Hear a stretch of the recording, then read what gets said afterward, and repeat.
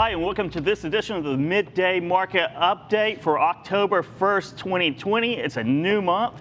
It's a new quarter.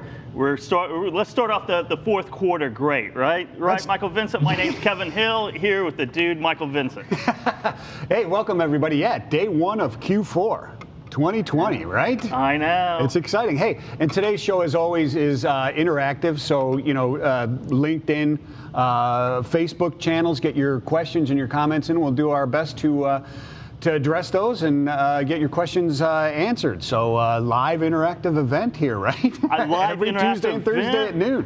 Yeah, so we have an excellent show for you today. At the bottom of the hour, we'll have Eric Kulisch, our air cargo market editor. A lot of things going on in air cargo recently, right? Like 2020, the last quarter of 2020, we got to talk about vaccines and that's the story of 2020 almost. And then Kevin Williamson, who is the CEO of RJW Logistics, that mid-mile piece, not final mile, not long haul, but that mid-mile piece. So we'll see what retailers are expecting for the fourth quarter and the holiday peak season coming up. Yeah, it should be interesting. I mean, talking about the pressures that we've recently seen from different retailers as far as the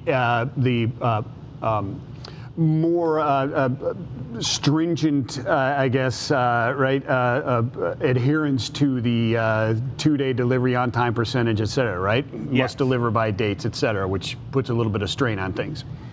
It does, but let's start it off. We'll start off with the news with our own Andrew Cox. Absolutely. And then talk about the freight markets with Zach Strickland, our Director of Freight Market Intelligence here at FreightWaves, and then our lead economist, Anthony Smith, to talk about some jobless claims.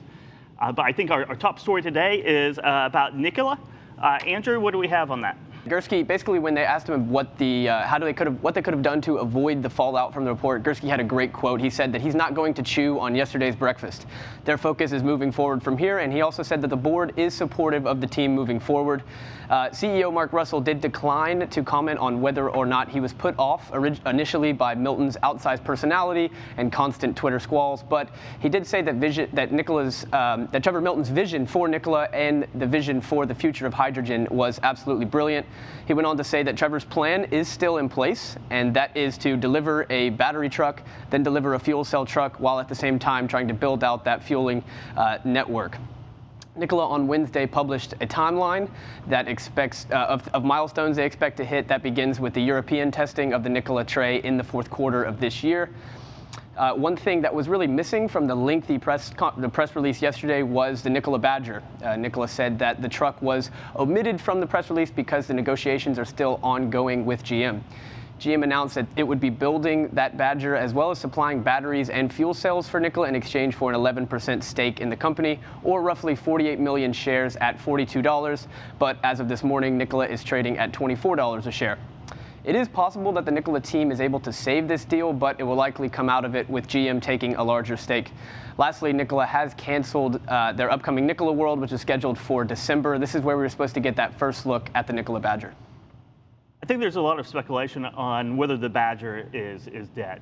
Now, the GM deal might continue because of hydrogen fuel cells, but and we have an article coming out here in the next hour, I think, about the news analysis on whether the Badger deal is really dead, if it's going to see the light of day, because it was really part of Trevor, and maybe they're wanting to distance from that, and it's. So is the G? If I'm understanding this right, and I'd like to ask you, Andrew, if this is a correct assessment. So General Motors, when they announced that they'd be building the Badger, right? It wasn't necessarily just the Badger that was in exchange for 11% stake. It was the technology of the hydrogen fuel cells and batteries underneath it that was the core of it. Is that correct? Yeah, that's exactly right, Mike. The Ultium battery technology from GM is something that they've been trying to ramp up. It's actually something that a lot of investors have been calling for GM to spin off. People are really excited about this battery technology, and that was going to be the first deal that GM had signed externally for them to provide batteries to another company.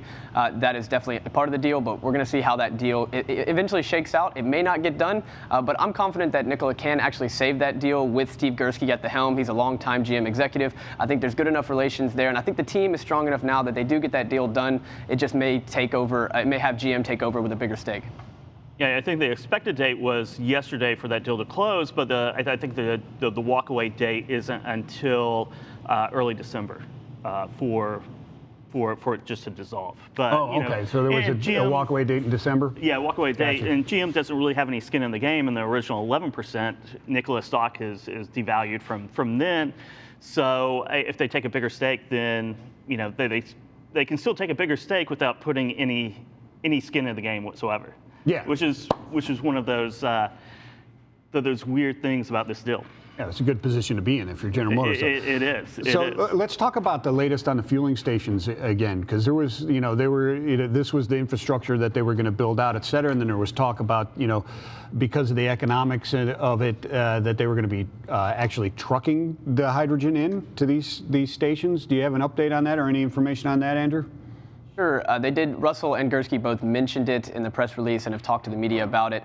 Last week we had that news that BP had pulled out of the talks, or that talks had stalled with BP as a possible fueling partner. But he says that the plans are unchanged for the 700 count fueling network. Russell said that the plan is for them to go ahead forward on their own. He doubled down and said that that was the plan the entire time, and that's what they focused on from the beginning.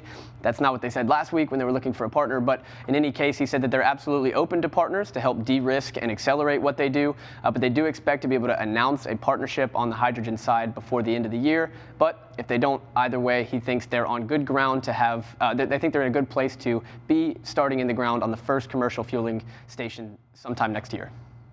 And it's kind of an expected answer from a professional PR firm coming in. You stick to your talking points and don't deviate away from that at all. Yeah, I agree. I mean, what else are they going to say at this particular moment? They're behind the scenes shuffling things around, looking for partners and trying to build things, but at the same time, they're not going to say, hey, well, we're kind of behind the 8 ball here and we don't know if we're going to get these deals done. They're going to stick with it. And they published a timeline of deliverables now. So that first deliverable, which is the electric truck in Europe, if they miss that date, then that's another warning sign. If they make that date, that's positive. So there are benchmarks in place. And next headline on FreightWaves.com, talking about Jason's Law and a survey from the federal government. What do we have on that, Andrew? Yeah, a long-awaited assessment of truck parking is expected to be ready to be published by the Federal Highway Administration before the end of the year. The report was initially scheduled to be published sometime at the end of last year before being postponed to the early months of this year. Then the coronavirus hit, which made everything more difficult. But they said it will be made public during the upcoming virtual meeting of the National Coalition of Truck Parking. That coalition has members that include the Federal Motor Carrier Safety Administration, the FMCSA, along with representatives from the trucking industry, commercial vehicle safety officials, state departments of transportation, and commercial truck stop owners and operators. The Federal Highway Administration confirmed on Wednesday that the data analysis is complete and the report is being cleared for publication. This is an update to the Jason's Law survey of 2015. That survey was a result of a truck parking movement that was started by Hope Rivenberg, whose husband, Jason, was murdered tragically in 2009 while he slept in his cab at an abandoned gas station after being unable to find safe parking. The tragic event elevated the issue of truck parking shortage to a national safety concern, and it's stayed there ever since. So, for those not familiar with Jason's Law and what is the goal of this? What is the outcome that is desired from this? Is it enough parking, and is it safe parking? Is that what we're doing? Well, according to the latest update from the Federal Highway Administration, the future priorities of the Truck Parking Coalition will be to explore the contractual relationships between truck stops and fleets for fuel purchases, as well as consider how to implement staging in urban and suburban zones, hold a peer exchange with international partners and stakeholders to discuss capacity for parking, analyze the use of truck parking fees as a revenue source for private and public parking, analyze tax incentives for the private sector to build new parking capacity, and also to track the amount of money being spent on these types of projects that is being developed by states for future trucking parking. Yeah, and we did an update story, Clarissa Haas, a few weeks back on FreightWaves.com that you can find about the entire backstory of that murder in Detroit, and it's like a where are they now type of thing that wraps into Jason's Law. I have LinkedIn up now, and in hi from Rhonda Bumsera Zimmerman at Global Trends. Big Rig Barbie says hi. Steve Kranig says hi as well. Rob Bussey and Yvonne Vasquez. Hello to everyone. Thanks for joining us today. What's our next headline, Andrew? Next one, Kevin, is some funding news out of a Swedish technology company, Einride. This company specializes in autonomous vehicles and electric vehicles, and on Thursday it announced that it had raised $10 million in funding. The money, which comes almost a year to the date exactly after Einride raised a $25 million Series A round, will be used to grow the company in Europe and in the US, as well as speed up the development of its signature offering, the Einride Pod. Founded in 2016, Einride has carved out a niche in the autonomous vehicle sector with its sleek T-Pod. And if you haven't seen these things, go to FreightWaves.com to see a picture. They're absolutely gorgeous. And these T-Pods, they use electric propulsion, but they have neither a cab nor a driver. Instead, a remote operator can take control of the vehicle whenever the driving conditions require human intervention, such as backing up in a complex environment or making a difficult left turn. The CEO said that the pandemic had forced the company to postpone plans to hire its first remote drivers, who are now expected to come on board in early 2021. That's also when Einride expects to put trucks on the road in the U.S. after opening its office in Silicon Valley last winter. Among the first groups of startups aiming to automate heavy-duty trucks, Einride is actually the first one to operate a driverless vehicle on a public road, an accomplishment that the CEO, Robert Falk, credits in part due to the company's narrow focus. While many of the new entrants to the to automate the long haul, Einride has zeroed in on shorter routes to move goods from warehouses to distribution hubs. Referring to the Nikola scandal and former founder Trevor Milton, CEO Robert Falk said that it's not about building the coolest and longest ranging truck, but rather focusing on what should be quality service and making a business case for their customers. Yeah, that sounds pretty solid. And looking at that niche, the shorter haul between the hubs and the distribution centers seems to be the way to go. We've talked about autonomous and electric vehicles here ad nauseum, really, and that seems to be the first adaptation, right? Mm-hmm. It does, and it's something that we'll ask Kevin Williamson whenever he comes in, because that's kind of what space that they operate in, right, as well. Yeah, it makes sense for the electric. It makes sense for the electric vehicle. The autonomous vehicle is interesting because it depends on, and we've talked to others before. And actually, the laws are exceeding or have developed faster than actually the technology is what we've learned from different people. Because I always thought it was the other way around. The technology would be there, but then it would take a long time to get through the regulations and the laws. But that doesn't seem to be the case. Now, Einride, Andrew, are they talking about 2021 for autonomous and electric, or just the electric vehicles?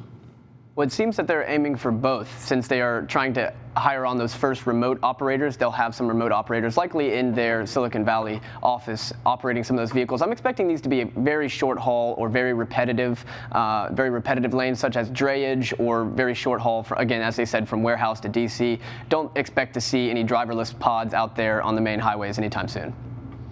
Thank you very much, Andrew, and thank you for those headlines today. You can find all of these stories and much more on FreightWaves.com. It's always interesting talking about autonomous vehicles. Well, it's interesting because I think this is the first time we're, and there may be others, but in my memory, talking about these, this is the first one really, Kevin, where we're looking at, the driver assist. A driver in a cab to assist is actually not in the cab. Not in the cab. It's somebody with a joystick and probably VR. Yeah, VR goggles, and it's everyone's trying to go after the long haul, right? Because you're on highways. It's a much simpler kind of automated vehicle driving, but to go into the cities and have that mid haul it's interesting. It'll be very interesting to see how they progress over and hitting their benchmarks for 2021. Yeah, I would think they would have to have a lot of redundancy in the connectivity to that vehicle. I do too. My Wi-Fi went out. Definitely do. Well, let's take a look at the freight markets with Zach Strickland, our Director of Freight Market Intelligence here at FreightWaves. We have a very, the markets remain high freight volumes and high tender rejections, meaning that there's a lot of tight capacity out there. What are the updates for today, Zach? Yeah, Kevin. So, tender rejection rates came down a little bit yesterday, dropped back under 26%.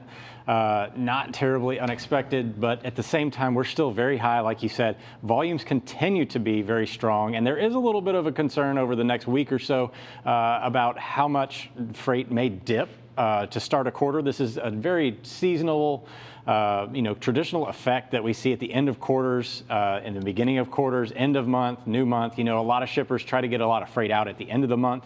This year has obviously broken a lot of the rules that we traditionally see. But one of the consistencies over the past few years has been freight dips into October.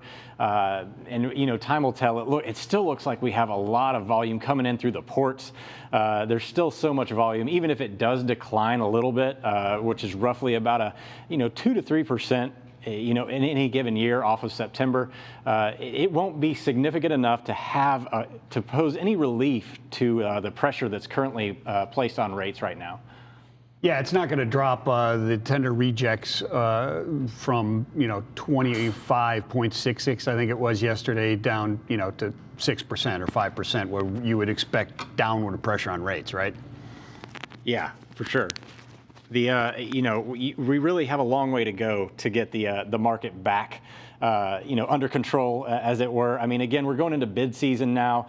A lot of carriers are starting to, probably start to adjust their rates higher. We've seen a lot of mini bids, of course, over the last little bit, where we have a lot of short-term contract engagements going on, which is going to drive, it should have some sort of relieving impact to our tender rejection index as carriers are starting to, really comply more with rates that they feel are a little bit more representative of the market conditions that we're seeing right now. Yeah, we've been talking a lot about mini bids and new bids coming out. And do you have a sense for kind of price increases for this bid season and kind of a general or average range on the dry van side? Yeah, that's a big question moving into 2021 is just how aggressive will carriers get with the rate increases this year. I mean, census will tell us that they're definitely going to get, at least a 3 to 4% increase in general. But will they get more aggressive considering that we've seen such a high level of rejection? In 2017-18, they came in at like 5-6% on the initial side, and then they got another 5-6% on the back end. In a lot of cases, really drove the rates up over 10% in a lot of markets across the country. And of course, 2019 was not the year of the carrier with an oversupply of capacity. So those rates did retract a little bit. Now, I think the fact that we are still so close to that type of, recovery process and the rates, this up and down swing, the pendulum was right there, volatile the last 3 years. I don't know if we'll see that double-digit increase, but that being said, we did come down in rates year over year. Looking at some of our data on the on the Cass line haul index, for instance, and the PPI that tracks some of that data. So I think there will be a pretty significant rate increase, somewhere between the 6 and 8% range in general. So Zach, as we look at the outbound tender volumes and the outbound tender rejects, one of the things that I like to look at for the and I know you do as well, look at in the volatility is really the head haul and the interaction that specific markets have with other markets. We were just talking about this earlier today, how certain markets interact with others. Can you speak to what you're seeing there, like in Chicago, Harrisburg, LA, et cetera, where these markets tend to interact with each other? Yeah, I think there's been this really strange effect of what's going on in the market today. Even though tender rejection rates are on the rise in every single market, just about year over year, we have still seen like backhaul markets such as Lakeland, Florida, become more backhaul. They've deepened their oversupply situation, which is a little counterintuitive considering that rejection rates are creeping higher, even though they are some of the lowest in the country right now, right around 13%, I believe it is. Some of this impact is simply carriers not adhering to contracted freight moves and playing the spot market a little bit more often, especially in Florida. Even though that market itself is vastly oversupplied with too many trucks coming in. And you know, if I'm on the carrier end right now, I'm certainly trying to plan better into the 2021, maybe take advantage of some of these increasing tender rejections and get into some accounts that I wouldn't necessarily have a lot of leverage in years that were a little bit cooler, like 2019 was. Exactly right. What about the refrigerated and reefer markets? How are those looking right now? Reefer is still white hot. Reefer rejection rates across the country, 43%. Came down a little bit here over the last few days, but again, 43% of their contracted tenders are getting rejected right now. You know, rates continue to be relatively stable at a high level on the spot market side. We did come down a little bit out of Labor Day in a few markets, but again, reefer's still very hot. Certain areas of the country, such as the Pacific Northwest, you know, it's their time of year where they have a lot of their produce movement still. The apples, of course, potatoes up in Idaho. A lot of those are moving right now, which is, of course, keeping some of those rates higher. You know, those secondary moves out of Salt Lake City, et cetera, that again is applying pressure as well, even though we did see some decline out of the California markets on the reefer end in terms of overall rejection rate. Interesting on the reefer. Now, one thing I noticed today as well is on the flatbed, and we don't really talk about that a lot, especially on this segment in the midday market update, but flatbed is the O-try on flatbed has broken into double digits for first time in quite a while, and it's showing a little bit of a trend line there. Is this a seasonal thing, or what are you seeing in that market? I think this is a product of the fact that we are, you know, flatbed is tied to the industrial raw material movements in the economy, automotive, you know, lumber, obviously, and the oil markets. And we have seen a gradual recovery of that sector. And it's only a matter of time before they start to, you know, dial into this market. Flatbed tends to be much more volatile than the van or reefer segments in general. So it has been a weird anomaly in 2020. Really one of the strangest impacts of the COVID outbreak has been flatbed being well below or underperforming the other two modes of transportation. So I think that this is really just them kind of starting to level set. If you look at some of our other data on like the rail carloads that are moving some of these scrap metals and raw goods, things like that, those are starting to slowly come back, but at a much slower rate than, say, the CPG products and the food and beverage, which both move on van and reefer vans. Fantastic. Always fantastic insights on the freight market. Absolutely. So, Zach Strickland, thank you so much for your time. And you can always check out his chart of the week on FreightWaves.com and FreightWaves Now every morning. I do. I know. You're right there with them, giving the market prognosis for the day. I watch them right off to the side of the camera. I know. Yeah, and LinkedIn, they're still talking about truck parking and Jason's Law, and Kalissa Carver, Big Rig Barbie, says, you know, funds would be allocated for municipal rest areas for proof given for partnerships with commercial ventures for truck stops that offer parking. Oh, okay. So more of a public-private partnership. For truck parking. Incentives. Incentives, yes, because we know that truck parking is a huge issue. But nothing ever seems to get built. No additional spaces for whatever reason. No, I mean, you still see them parked along the exit sometimes. You definitely do. If you ever travel during the evening and various times during the day, you can see them parked on there in certain corridors that are heavily trafficked, like 75 right out the door here. Yes, definitely on 75. Yeah. So next up we have economics with Anthony Smith, our lead economist here at FreightWaves, and we have some initial jobless claims because it's Thursday, and they're stabilizing, aren't they? That's right, Kevin. So we did have our initial jobs claims released this morning, and we are seeing some downward movement, but it comes at a bit of a caveat. So we're looking at the newest week for jobless claims. We saw the preceding week a bump up, and claims have been stubbornly high over the last few weeks. But we did see a move down to right around the 830,000 mark, which is still, of course, very, very high. But the few caveats that it comes with is that California, one of the largest states in the country, population-wise, is showing that they are starting to reject or just suspend new claims coming in, just as to kind of get caught up with the backlog of claims that have come in, and then doing some investigations for some potential fraud attempts that have been made within the state. So that's also a big caveat for overall jobs claims, seeing as how California has such a large population. So that's also going to really play a big role, in addition to some, of course, seasonal jobs coming back online throughout this holiday season. So Anthony, does that imply that the 830K is a little bit understated because of that suspension in California? That's right. So with that suspension in California, that's going to take away a substantial amount of new potential claims. So I think this will be a bit interesting to see, because I think this is going to stay in place until maybe the first week or two in October. So I think by mid-October, we'll start to see if there are any kind of reductions within California, whether that investigation on some of those fraudulent attempts come to fruition, or if there are indeed that many individuals filing for unemployment within the state. We flip over to the industrial economy. We were talking about flatbeds just a second ago, yeah, and having double-digit tender rejections right now. Some of that's correlated with what data that we're getting out of the PMI, right, Anthony?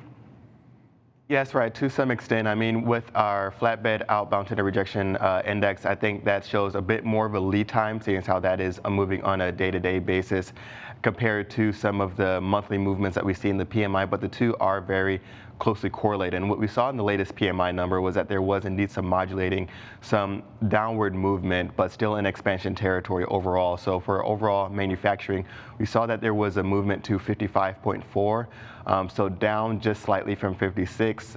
This is, of course, the PMI overall measurement of the manufacturing health industry, and so when we look at that, anything above 50 indicative of growth and expansion, anything below 50 indicative of contraction. So we are still very much in a expansionary period. When we're looking at new orders, that also moved down to the 60 mark from 67.6, I believe.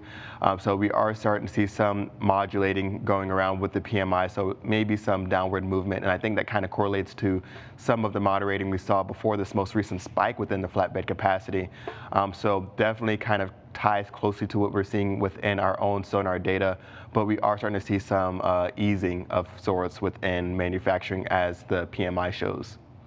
So Anthony, when we talk about these, you said the PMI is showing a little bit of, it's still an expansion, but it's softened a little bit, I guess. Is that a seasonally expected thing this time of year, or do you see some other cause for that? I think there are quite a few things that could be playing a role here. I think some of what's happening in manufacturing could be some of the backlogs of orders. I think the backlogs of orders have grown substantially throughout the year, and I think that is some of what's being worked through, and so playing some catch up on some industries. Well, I think some other industries probably are easing a bit just due to this being election cycle, in addition to new orders and business-to-business activity not exactly booming, although it is improving at a good monthly clip.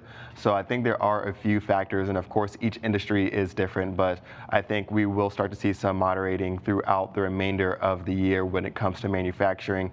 One of the other aspects that also plays a role into flatbed is construction spending and residential construction. And we are seeing some substantial growth and expansion within that segment. So a follow-up question to that in the PMI and also the new orders. Well, not necessarily the new orders, I guess, but in the PMI. Is it possible that we've hit this expansion territory where the constraint on the logistics capacity or the pipeline is kind of choking that a little bit?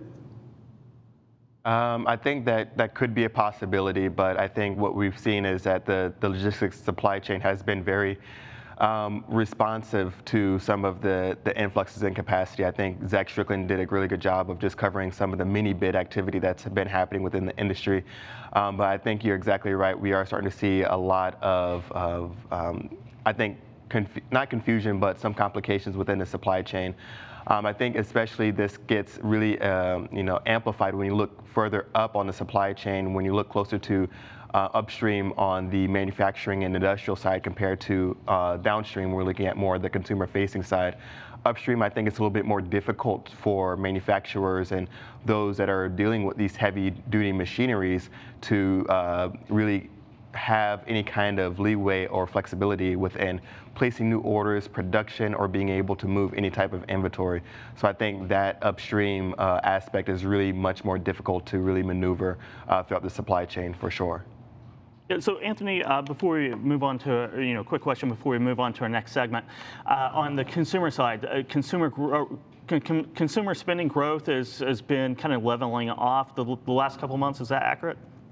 That's right. So we just got consumer spending data for August, and we're showing that it is indeed up by 1%, but there is a pretty noticeable trend of deceleration overall when we're looking at consumer spending. And I think this is likely to be the case for the remainder of the year, with maybe small blips up as we look at some of the holiday shopping potentially. But when we saw that there was a delay or expiration overall for these bonus benefits for jobs claims, that we had the expectation that there was going to be some slowing for overall consumer spending. It's kind of impressive that it's still slowly increasing just by even 1%. But overall, we are still seeing some deceleration overall for consumer spending. Perfect. Thank you very much for those insights on the economy, and we'll be tracking it very closely in the fourth quarter here. Oh, I'm sure we will. Running up into the holiday peak season, definitely. Absolutely. And part of the fourth quarter and those seasonal patterns of freight is air cargo. Oh, That's when air cargo really explodes. I mean, it's had a busy year and a very troubling year. Absolutely. And coming into this fourth quarter, which is usually a stress on it, right? Yes, it definitely is. Capacity's already tight, and we've got the potential for another stressor on there, we right? do, and that's, we're going to talk to Eric Kulisch, our Air Cargo Markets editor here at FreightWaves, about that right now. How are you doing today, Eric? Hey, doing great. Thanks for having me on. You bet. You bet. How's the air cargo markets going right now? Well, I'd say they're pretty frothy right now, especially on the major trade lanes out of the Southeast and China. It's the traditional peak season, and then you layer on top of that everything that's happened with COVID, with the capacity shortage because of the passenger networks mostly shut down on international and all that wide body traffic, and the PPE shipments and the spike in e-commerce shipments, and manufacturing ramping up, and as you guys have talked about, a lot of restocking of inventory from earlier in the year when companies kind of laid low. So it's kind of everything's kind of crashing together now, and rates are sky high in a lot of regions, especially out of Asia, but also in Latin America, Australia, New Zealand. And, I think it's probably going to get a little bit worse and tighter because, as you know, some of the tech companies like Apple and so forth are coming out with some releases of new devices. They've been delayed a little bit, but those will start hitting the market in October. And so they'll be booking up a lot of the freighters, all cargo planes, and that'll make it harder for everyone else to get some of those. Yeah, we also have the potential distribution of a vaccine, which, aside from requiring, an environmentally controlled capacity, could strain air cargo and other modes of transportation, warehousing, cold storage, et cetera. What are some of the things that are going on? Is there preparations happening in air cargo, or what do you see the effects there potentially being?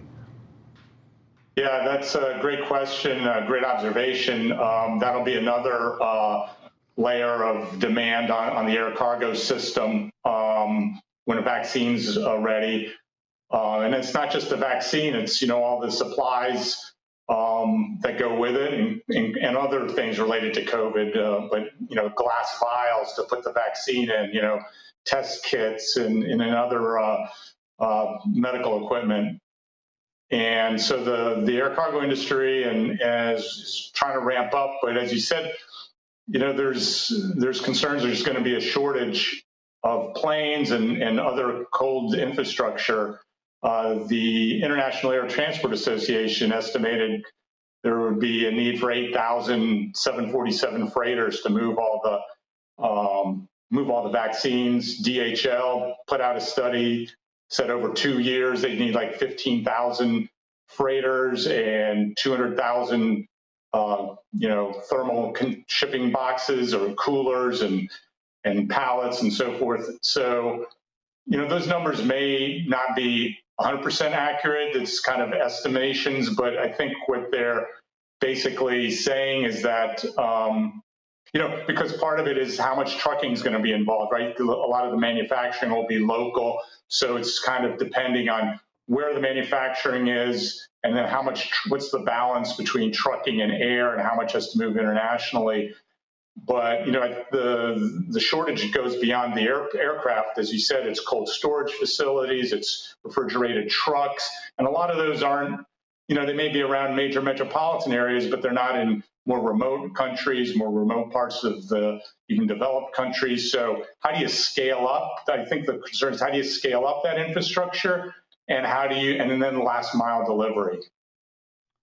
Yeah, exactly right. Scaling up the around the globe. An excellent point that I wasn't considering, to be 100% honest, is the diversification of the locations for manufacturing is going to be key. We're always talking about the movement of goods, and I've read those similar things, Eric, about the 8,000 planes, et cetera. But you make a good point. Is the collaboration for production and manufacturing of these vaccines has got to be very strategic too, to alleviate that problem of distribution. Yeah, no, good point.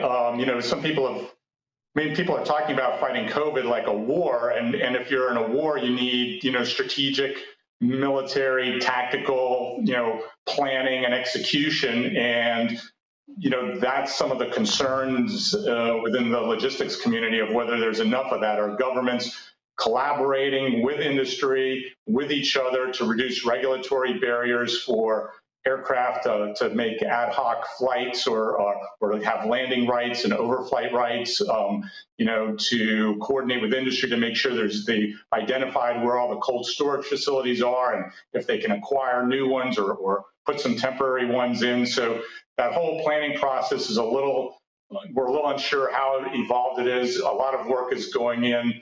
Logistics companies and air cargo companies are building an infrastructure. I'm sure you've heard, UPS has put in or is invested in these freezer farms, cryogenic freezer tanks in the Netherlands and the U.S. to store these vaccines, these vaccines for COVID some of them will be ultra cold or ultra low temperature, much colder requirements and much more sensitive than other vaccines. So you're talking even extra special handling characteristics that'll be challenging.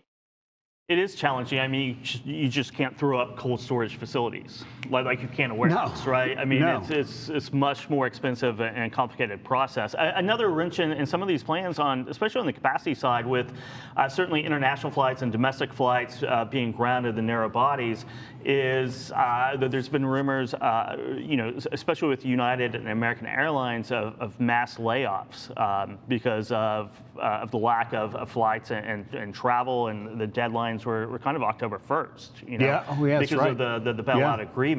Do you have any further updates on that, Eric?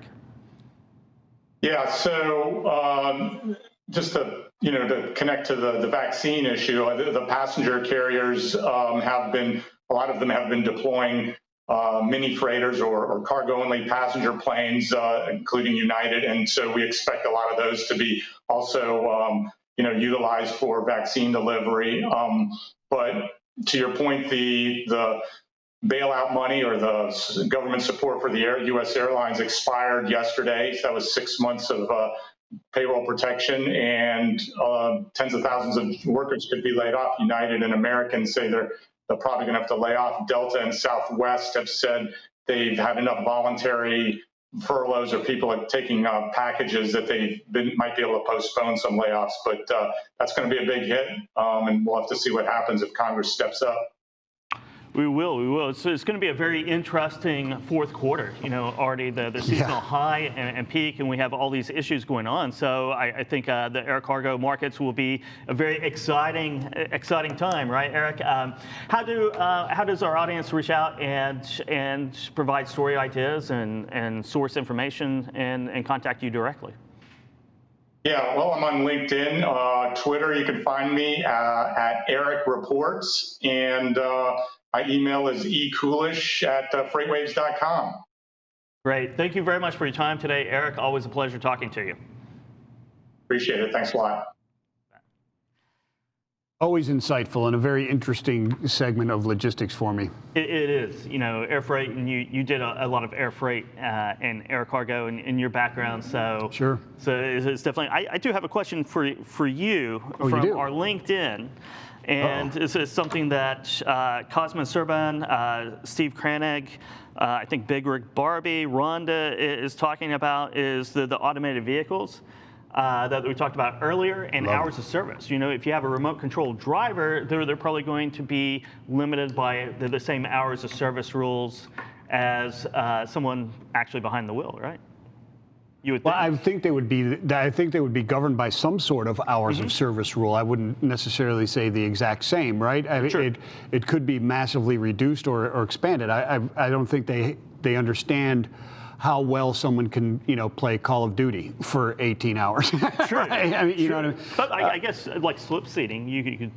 Yeah, it'd be much easier to slip seat, obviously, because you do it in one central location. So, but I would, there's got to be some sort of regulation that would govern that. I just think it's interesting that we have a hard enough time with autonomous vehicles and a driver, or, you know, we've talked before that they wouldn't be even called drivers anymore. Maybe they'd be called pilots or engineers, you know, in the cab, and now we're talking about one that's just connected to somebody who's sitting in their basement with a remote control.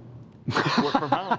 Work from home, right? There you go. The military's been doing that with, Big Rig Barbie, you can work from home. You get yourself one of these trucks. Yeah, you get your display screens, and you become a truck driver at home. Yeah, exactly. In your basement. Our next guest, we're going to talk a little bit more about those routes, those mid-haul, you know, warehouse and distribution with Kevin Williamson. He's the CEO of RJW Logistics, joining us right now. How are you doing today, Kevin? Good. How are you guys? Thanks for having me on. We're doing great. Hey, welcome to the show, Kevin. I appreciate you coming on with us. Can you give us a little bit of background about RJW and yourself, so our audience has a good baseline for perspective? Yeah, absolutely. Been in supply chain my entire career. My dad founded RJW, and back in 2012, we turned into a retail logistics company that really defines itself as the middle mile experts. So we're supplying CPG goods to retailers, where we're holding the goods in our warehouse and then distributing them to those retailers. So we've been hearing a lot, you know, in research reports and the economy where retail inventories are down, yet retail sales are up, and it's creating this inventory mismatch, and everyone's replenishing inventories. Is that something that you're seeing on the retail side, Kevin? Yeah, I mean, when the pandemic began, the forecast for the year with the customers that are in our program, we're forecasting probably twice as low as the demand. So the demand spiked in certain categories up to 200%. And, you know, since March, they've been struggling to get those inventory levels up to the new normal. And really right now, what it's about is CPG companies building their inventory and their stockpiling of their inventory in order to keep up with the demand that is current, and that what we believe is going to get heavier in the coming months because of the seasonality of the purchasing and the second wave that we might be seeing. Yeah, excellent, Kevin. You know, we often talk, and I was just talking about it this morning, is we look at the long haul volumes, and you can then see and predict out or forecast out what the effect is going to be on that mid haul, short haul, city, local, et cetera. But with this, increase in demand, this spike, it's putting a lot of pressure on that mid haul, that middle mile type of move. But then you add onto it the more stringent must arrive by date percent on times from like the likes of Walmart. Can you speak to the challenges that presents in your space? Yeah, I mean, Walmart, everybody knew that Walmart was going to approach their OTIF, or on time in full, and really push up the demand on when they need their product. Walmart or any retailer, when they're making orders, they're making those orders based on consumer demand. And if retailers don't get those items to the retailer in time, there's going to be out of stocks. And people are going to, you've seen demand spike in retailers, both with in-store and also e-commerce, and that demand has to be met. So Walmart obviously wants to have high in stocks with their suppliers that they order from, and so long as the suppliers that can meet that demand that Walmart is presenting, and the suppliers are using the right supply chain methods, I think it's not unreasonable for them to ask, especially in times like this. Otherwise, they're going to lose market share to other retailers. So while it came quicker than I thought, I don't think it's unreasonable for people to hit those marks, so long as they're stockpiling the inventory and they're working with the right partners. This is interesting. We do have a question that kind of pertains to the middle mile here from Rhonda Zimmerman at Global Trans, saying, wondering, we were talking about a vaccine, cold storage, wondering how the logistics of the COVID vaccine would be met since it needs to stay cold. Curious about the impact on its delivery on a national level. Is that something that you guys have been talking about? About introduction of a vaccine and maybe transporting that around, or how that's going to affect the middle mile? Yeah, I mean, for the middle mile for us, it's about holding inventory and then meeting the demand of the retailers on that demand. As far as cold transportation, cold storage, we're not really focused on that. While obviously it is important, we're more focused on making sure that we have the CPG and food companies demand met with the order patterns that we're seeing from these retailers. Got it. That makes sense. That makes perfect sense. It makes perfect sense. So do you anticipate any spillover from demand, because other carriers who do kind of focus on that might be diverting assets away from your normal retail middle mile deliveries into more vaccine or health equipment? Yeah, I mean, they could. I mean, I think if you look at the middle mile and you look at our network and what we're working with within that middle mile, there's going to be pressure within the middle mile to deliver those vaccines nationwide. I mean, capacity is already extremely tight, but the government, and rightfully so, will be paying a lot of money to get these vaccines distributed throughout the U.S., which is going to disrupt the supply chain, and it's going to push up pricing, no doubt. It's probably like a mini produce season that we're going to go through, and the question is, how long and how much capacity is that going to take up?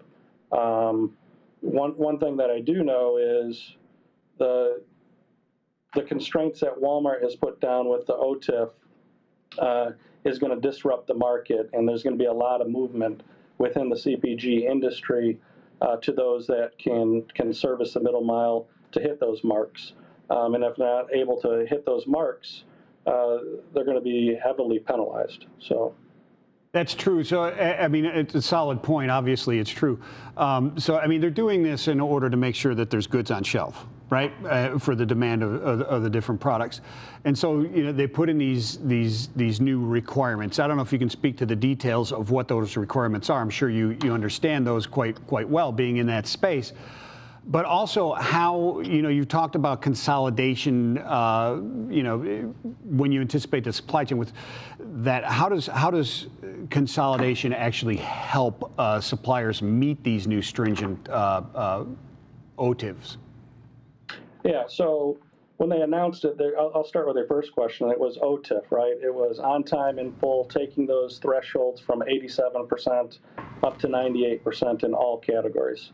They also put down a requirement with SQEP. SQEP is about delivering those goods to Walmart how they ordered them. If we're over shipping to Walmart, there's going to be penalties. If you cancel out a line item on a PO, there's going to be penalties. If there's a recall or date issues or short date issues, if you don't have ASNs built between your supplier and the retailer, there's issues, wrong packaging. A lot of different things go into this, but Walmart's trying to answer the bell to say, listen, we're ordering these goods. We want them to come to us in good shape that we can read them and that we can flow those inventories through our network. Walmart doesn't hold big inventories like other retailers. They're very fluid and their systems are very, very good systems, quite frankly, to keep up with that. As a consolidator, what we do is we work with over 400 suppliers and other consolidators out there. They hold the inventory and then they meet the demand of those retailers by taking those orders and consolidating them into truckloads. And instead of sending 15 LTL trucks into those networks that are going through pool distribution, we're taking full loads to those DCs, reviewing every day a week, and really streamlining the supply chain to meet that demand on a consistent basis. And the typical LTL carrier are not going to be able to meet that 98%, and suppliers are realizing that. And really, there are only a few different options out there for people to meet those thresholds because it's very difficult. Whether it's running your own warehouse or running your own trucks, there's not many choices out there right now for this middle mile to hit those thresholds. Yeah, we can see that, definitely. We have about a minute left for the segment, and just really quickly wanted to ask you, when it comes to the supply chain, inventory levels, delivery, into Walmart and other big box retailers, has 2020 changed how, retailers and CPG companies, consumer packaged goods, design and kind of, design and run their supply chain? Has this been a game changer that's going to last for years? Yes. It has turned the CPG companies upside down right now. I mean, it is, and then among it all, CPG companies are dealing with the pandemic and demand that's incredible. So the CPG companies that are able to perform during this time and these areas are going to come out of this thing a lot more stronger and leading their category. So if they're able to do it, then it's going to be good for the CPG company, and it's a big opportunity like any pandemic. Excellent stuff, Kevin. Thank you so much for coming on the show. Before we let you go, can you, how do people learn more about your services there and how you can help them through some of these situations as a consolidator? Sure. rjwgroup.com. Everything that you need to know is there. And I really appreciate the time today, guys. Absolutely. We appreciate it too, Kevin. We'll have you back on sometime soon. Very insightful. Thank you very much. All right. Appreciate it. Fantastic. Q4 day one, sorry. Yes, Q4 day one. And already tons of interesting things going This is on. going to be really interesting to see what 2020 happens. does not disappoint. It does not. We're talking about middle mile. We're going to talk about final mile. That's exactly what we're going to do. Next week, aren't we, Michael Vincent? October 8th, yeah. It's my package and I need it now. E-commerce has shaken up last mile logistics like no one could have ever predicted. More often than not, the most challenging part start of any shipment, whether it's full truckload, flatbed, refrigerated, LTL, or parcel. It's the last leg final delivery that is incredibly challenging and expensive. You got to know what you're doing. You do. You can definitely do. lose it quick, right? And Yes. so, yeah, October 8th is the Next Thursday, a week from next today. Thursday. Another virtual event. This one is going to be really, really interesting. They've all been really, really interesting, but They this have. one's going to be great. You know, and if you missed it, on Tuesday we had the Future of Logistics Real Estate virtual event as well. You can go back and watch all the keynotes and sessions on demand on FreightWaves TV app or on podcast audio. Just look up FreightCast on your favorite podcast player of choice. Yesterday I put that coffee down. What happened, bro? You know, dinner is out, so I had two special guests, content marketing kings in the logistics and transportation space, Joe Lynch from Logistics of Logistics. Nice. And now our very own Adam Robinson, who's VP of Marketing for SONAR here at FreightWaves. They both have built the incredible libraries of content and building inbound leads. So that's what we did. And tomorrow on What the Truck, you guys have a big time guest, don't we? Well, first, later on today, I've got Kyle Lintner on freight forecasting, managing partner at K-Ratio, and we're going to look at what's in store for us in fourth quarter 2020, right? Yes. We're on the first day, but we're going to look at some possibilities, looking at freight forecasting and what we think is going to happen there, some key things to be looking at as well as you try and navigate through Q4 of 2020. We're finally here. Maybe when we hit January 1, things will start to calm down, but you know, I don't know. But yeah, tomorrow on What the Truck, we've got an action-packed. I mean, it's a great one. So we've got the youngest billionaire, right? America's youngest billionaire, and guess who it is? Thomas Healy. You are good, man. You must read FreightWaves. Halion's Thomas Healy joins us, as does Scott, Berglechner. Scott Berglechner, who is Senior VP Product Management of U.S. Bank. We've got truckers who have turned to video game streaming. Randy Hudson plays it forward, and we'll find out how one donkey has captured the trucker's heart. Well, that would be very interesting. Now, I don't know that donkey's name, but I know everybody else's. So yeah, I'll let you figure out if it was Dune or I that came up with that story. I bet you can guess. I can guess. I can definitely guess because he texted me one night wanting a definition between a donkey and a mule.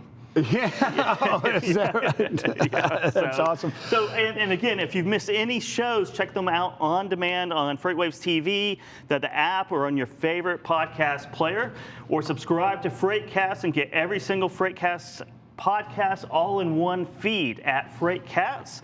And that feed is also exclusive audio home to this show right here, the Midday Market Updates. It absolutely is. And so you can find all of this and more. Go to live.freightwaves.com for the virtual events and tv.freightwaves.com for all of this on demand. That's right. So get out there and subscribe today because you don't want to miss shows like this. You really don't.